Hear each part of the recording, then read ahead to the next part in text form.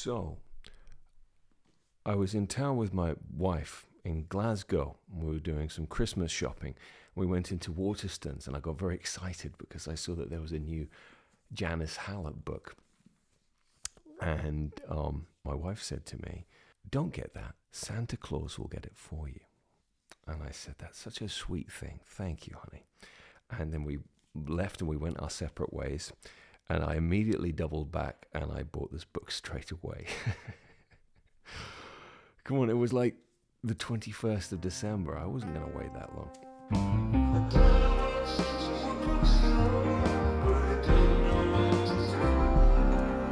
The Examiner. If you've never read any Janice Hallet, don't be fooled by the kind of Osmondy cover. She is one of a kind.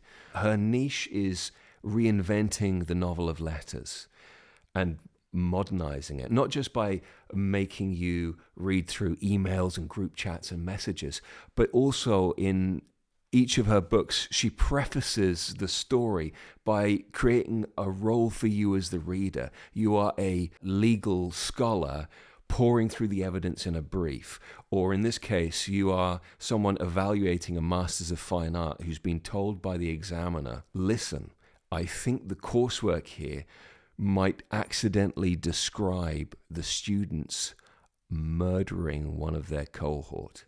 It's a very enticing and strong hook. But how does it play out? 1. This is everything Hallet does turned up to 11. She's always funny, but this is her funniest work. She's always bitchy, but these characters are the bitchiest you've ever read. The amount of backstabbing and two-facedness here is second to none. And if you enjoy that, you're going to have a great time. If you get tired of people being incredibly catty, you will find this exhausting. 2, no one is going to come out of this book feeling like, "I think I'd like to do a Masters in Fine Art." It makes Masters look like they absolutely suck ass.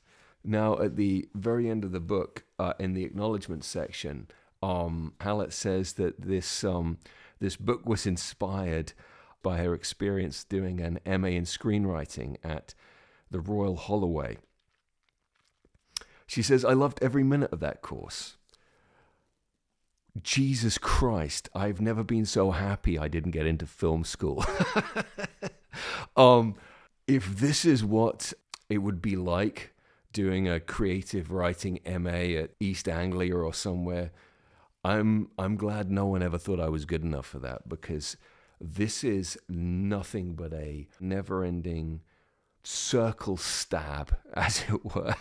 A Masters in Fine Art, at least for modern performance practice or whatever it's called, is made to feel very much like a bougie, self-referential, navel-gazing exercise for people who are never going to succeed and who will spend their time, rather than developing their talent, pulling everyone down desperately toward their level of mediocrity.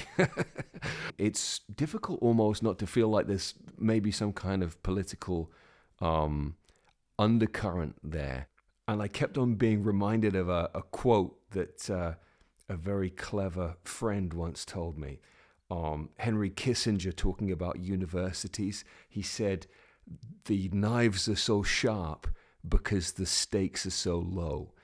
3, you will want to reach into this book and strangle some of the characters in it. They are so fucking annoying.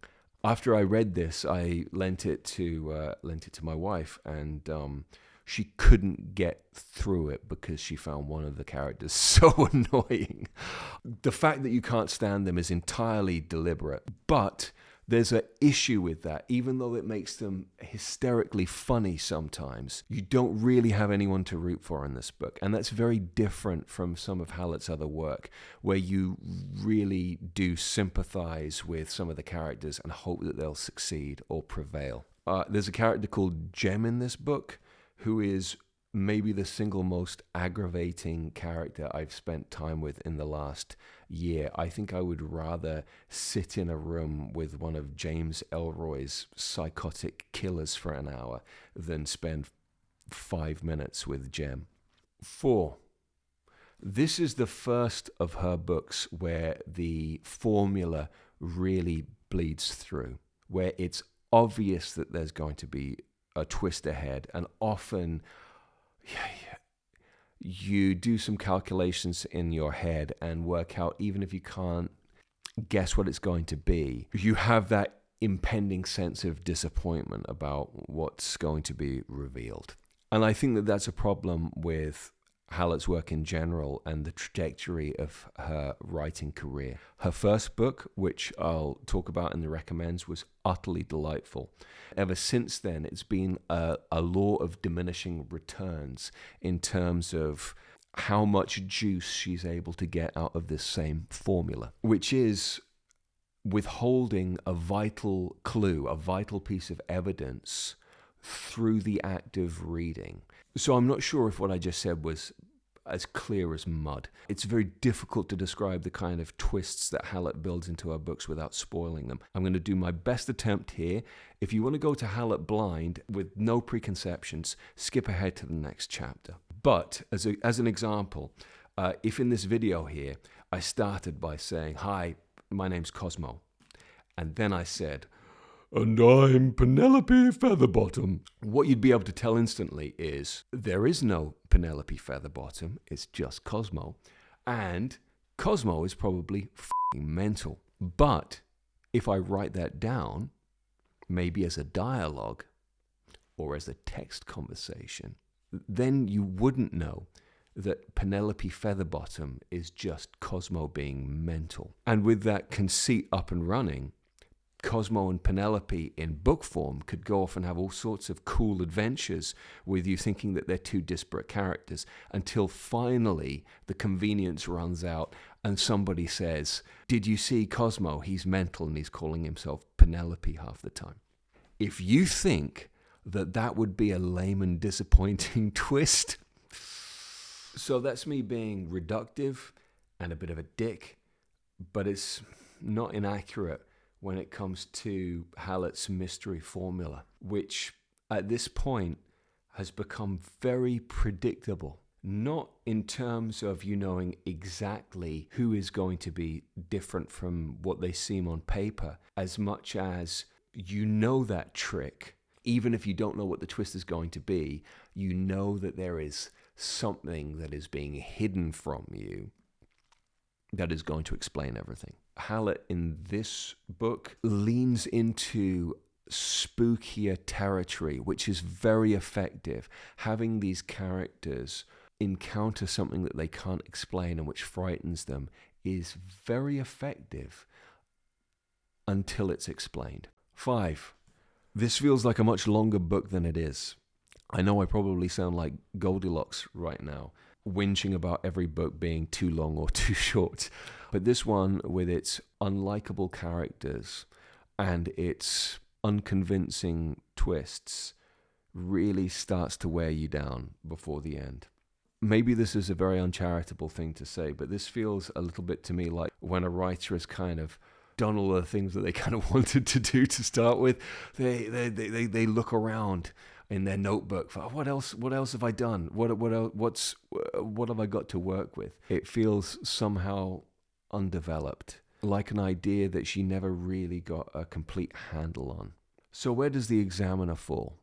It's not without its strengths, but I would have to sigh and say with great reluctance that The Examiner is a rainy Sunday read.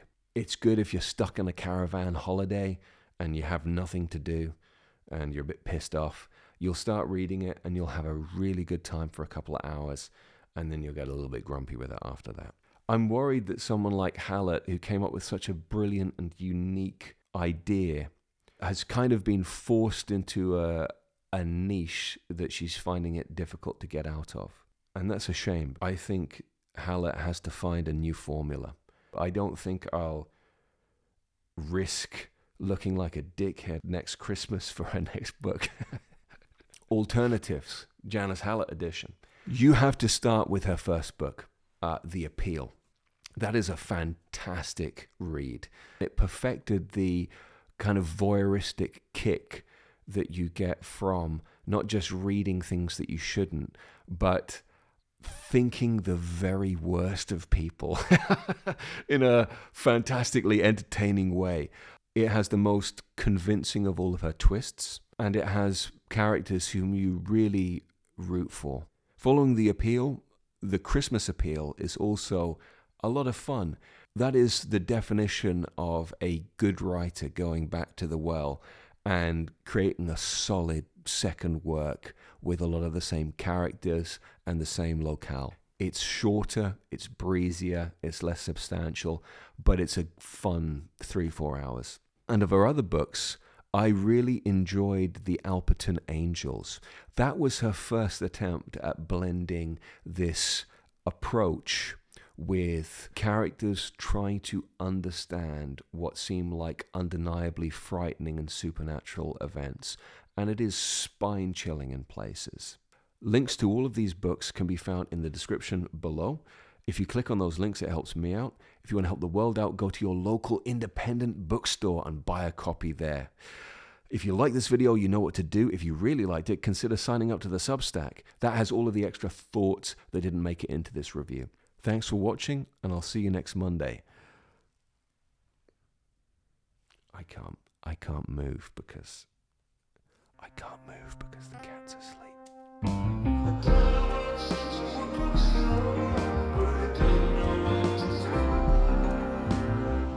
If you're interested in other British authors who write kick-ass mysteries, check out my review of The Impossible Thing. Or if Grumpy Cosmo is the guy you want to see, check out The Night of Baba Yaga.